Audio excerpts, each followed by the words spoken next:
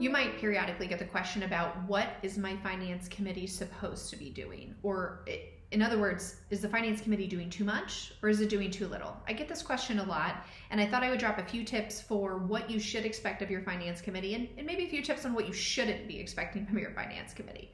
So first and foremost, the finance committee is really charged with the fiduciary responsibility and the oversight of all things financial and accounting within a particular nonprofit organization. That includes, at a very high level, helping to select and reporting directly with the auditors if you have an audit firm. They should also be reviewing and asking questions and giving feedback on tax returns or any other formal documents that you might be preparing and submitting to a government agency.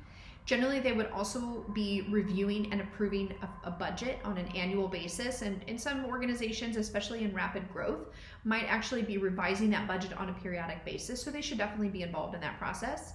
And at least on an annual basis, they should be looking at any policies or procedures, any significant changes in your internal controls. They should also be looking at any best practices around insurance or any other sort of risk management with respect to the accounting and finance world.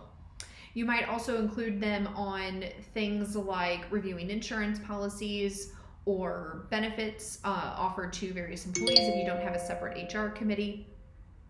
And some of the things that a finance committee should not necessarily be doing, that generally includes things like choosing which bills to pay and getting involved in the day-to-day cash flow, day-to-day decision making, figuring out the salaries of employees other than the executive director or the CEO.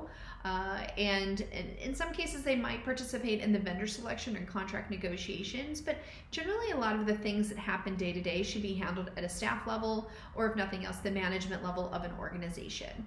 And sometimes I find that finance committees can oftentimes be overstepping or understepping in their role. So it's really important to have an engaged finance committee that's involved with the policy and procedure creation and ongoing oversight of an organization, but not necessarily involved in the day-to-day operations that might hinder management's ability to be nimble and flexible as the organization needs. So if you have any other questions on what a finance committee should or should not be doing, feel free to drop a line, subscribe to our YouTube channel, and we'll be releasing more and more information on what a board, a finance committee, staff should be doing, and also what you should be expecting from your accountant. Thanks everyone, have a good day.